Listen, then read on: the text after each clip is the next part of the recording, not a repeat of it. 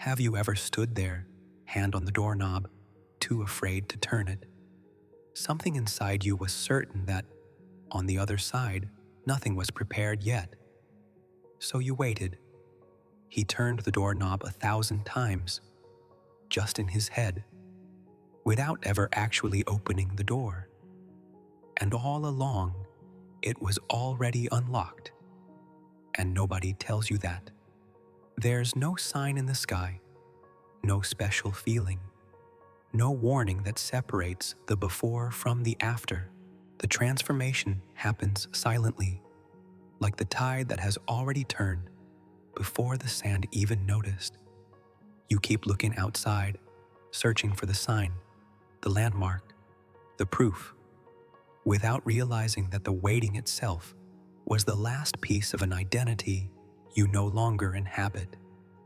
You were never expecting this. You just hadn't realized yet that you had already arrived. And perhaps that's exactly why you're here now, listening to this. Because a part of you already knows. You just needed a quiet space to remember. Stop for a moment, not for thinking, just for feeling. How long have you been observing your life as one observes a closed door? Counting the days, measuring the signs, asking when. When will the money appear? When will this person return? Or when will another one arrive? When will the body finally rest from the effort of trying to deserve something? You've done everything right, or at least everything you knew how to do. You studied the subject. You practiced gratitude. You wrote your intention on paper, folded it, and kept it as if guarding a secret too important to be spoken aloud. You corrected the thoughts, one by one, like someone pulling weeds from a garden that never seems to bloom. You repeated phrases to yourself before going to sleep. You observed the signs on the clock, on car license plates, in small coincidences that seem to confirm something, and yet, life still seems to be waiting for permission to begin. This is tiring, and it will leave you exhausted over time. An exhaustion of someone trying to convince themselves every day that they are getting closer, while a silent part of you knows that distance isn't something that can be measured in time. It's something that is measured in terms of identity. There is a specific type of tiredness that doesn't come from what you do, but from what you hold on to, the weariness of maintaining a hope that needs to be fed every day, like a flame exposed to the wind. Because somewhere deep down, you fear that if you stop looking at her, she will fade away. This is not faith. This is vigilance. And vigilance is the opposite of trust. Perhaps you've already noticed this. Even if you lack the words to name it, that feeling of always being in a holding pattern, 1 foot outside of one's own life, as if the present were merely a living room before the real beginning. And perhaps that's exactly where the story changes direction. Not because you've finally done enough, but why do you stop trying to do enough? There's a specific kind of loneliness in this type of waiting, a loneliness that no one sees, because outwardly, you continue functioning. You smile when you need to smile. You work when you need to work. You follow the normal routine of an ordinary day.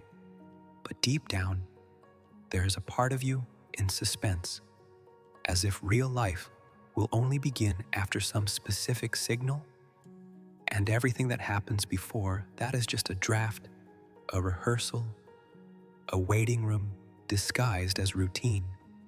You've probably felt this before, the strange sensation of living in 2 different time periods at the same time, the time that others see, with their commitments and their conversations, and the time that only you know, silent, where a question repeats itself endlessly. When will this finally happen? This question, however legitimate it may seem, carries within it a subtle trap, because every time you repeat it, you unconsciously reinforce the distance between you and what you desire. There is a paradox that no one usually names. The more you strive to achieve what you want, but you are silently confirming that you don't have it yet, effort is born from distance, and distance is born from the belief as in separation. So every attempt to get there is, in fact, a declaration that you're still here, far away. Understand this. Without judgment, constant vigilance, checking for signs, searching for evidence, rereading the same words, hoping for a different answer. It's not dedication. It's the old identity trying to control what only consciousness can generate. The obsession with manifesting is often the obstacle itself, because demonstrating is not persecution, it's recognition, and you can't recognize something while you still believe you need to achieve it. The relentless research, another video, another technique, another proof that he's on the right track, it's merely an echo of a poorly formulated question. What do I need to do to deserve it? But nothing here was ever about merit. It was about identity. While you saw yourself as someone who waits, reality, as true as ever, simply reflected exactly that. Someone who waits, not because the universe is cruel, but because it is honest. He never lied to you. He simply repeated, with perfect accuracy, who you believed him to be. Think about how many times you've treated desire as a distance to be overcome. It's as if the life you want is on the other side of a river, and you need to swim, row, fight against the current just to reach the other bank. But what if there were no river at all? What if the other shore has always been beneath your own feet, disguised by the belief that something needed to be crossed? Excessive effort is not love for your life. Often, it's fear disguised as discipline, the fear that if you stop trying, nothing will happen. But that is precisely the belief that keeps everything in the place where it already was. Because the universe doesn't respond to effort. It responds to the identity that generates effort. And an identity that strives to prove it deserves. He will always have to prove himself. There is a subtle, almost imperceptible difference between acting from a state of fullness and acting from a state of lack. The two may appear identical on the outside. The same movement, the same step, the same attempt. But deep down, one is born from, I already am, and this is just a natural extension. And the other stems from, I need this to finally be. The first one blooms without haste. The second one chases, grabs, and repeatedly checks if it has arrived. And it is this second energy, subtle, almost invisible, that keeps the distance alive. Not because you did anything wrong, but because no one ever taught you that there was another way to move through life. You learned that achieving requires struggle, that deserving requires proof, that receiving requires suffering enough first. And it is precisely this belief, more than any external circumstance, that becomes the real obstacle. Not the weather, not the people, not the conditions. The belief that you had to fight against something to finally get somewhere. Let the pace slow down now. There's no rush to understand this. Consciousness is not a tool you use to get things. It is the very space where things happen. Before any event, before any circumstance, there is a perception, and this perception does not passively observe reality. It originates it, not like magic, like structure. You're not waiting for the world to change before you feel different. You feel differently, and the world, being a reflection, reorganizes itself around that. The order you learned, the feeling you got after seeing it, is exactly the reverse of the real order. You see after you feel, you experience after you are, and being is not a destiny, it's a silent decision, renewed every moment about who you are now, not tomorrow, not when the exams arrive, now. The present is not the place where you expect the future. The present is the only place where the future is decided. Therefore, the wait was never real in the way you believed it to be. There is no distance to be traveled between you and what you desire. There's only one identity to inhabit. And identity isn't acquired over time. It's assumed or not assumed, here now. Think about the word wait. It carries within it the idea that what you want is somewhere else. But what if it's never been there? What if the version of you who is already living the life you want wasn't ahead of you in the future, but standing beside it now, waiting only to be recognized and not achieved? Recognizing is different from pursuing. Pursuing keeps the distance. Recognizing it dissolves it. Imagine for a moment that time is not a straight line, that you travel towards something better. Imagine time as a room with many doors, all existing simultaneously, right now, and the only thing that changes from one door to another is who you are when you walk through.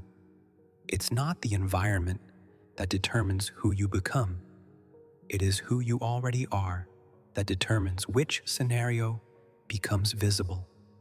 That's the difference between waiting for a life and recognizing a life that already pulsates silently beneath the surface of the one you're living now. There's something almost silent about the way this happens. It's not a lightning bolt. It's not a sudden epiphany that changes everything in a second. It's more like a light that slowly increases in intensity in a room until, at some point, you realize it's no longer dark, although you can't pinpoint exactly when the change occurred. Consciousness works like this. It doesn't announce its transformations. She simply becomes, and the world, always gently lagging behind, simply follows what has already become internally true. That is why, so often, external change seems sudden, not because it was sudden, but because the internal process that preceded it took place in a territory that the eyes cannot reach. You didn't see the seed cracking open beneath the earth. You only saw the sprout when it finally broke through the surface, but the real work, the true work, always happens in the dark, far from any visible evidence, and perhaps that's exactly where faith needs to reside, not in the certainty of an outcome, but in the silent confidence that what happens inside is never in vain. Feel for a moment the weight that you can finally release. You no longer need to prove anything to reality. You no longer need to decipher signs like someone solving a difficult riddle, because nothing ever was broken inside you. There was no flaw to be corrected. There was only a perception to be remembered, and perceptions can't be fixed. They are updated. Let that sentence rest. Nothing needs fixing, neither his self-esteem nor his past. nor his supposed delay. What seemed like a delay was merely the distance between an identity you've already abandoned internally, and it's a reality that I hadn't yet received the news about. But she always receives it. Sooner or later, she always receives it. Because reality doesn't judge how hard you tried. She simply responds to who you've chosen to be. Feel the relief of that. It's not indifference. It's freedom. You can stop watching the door.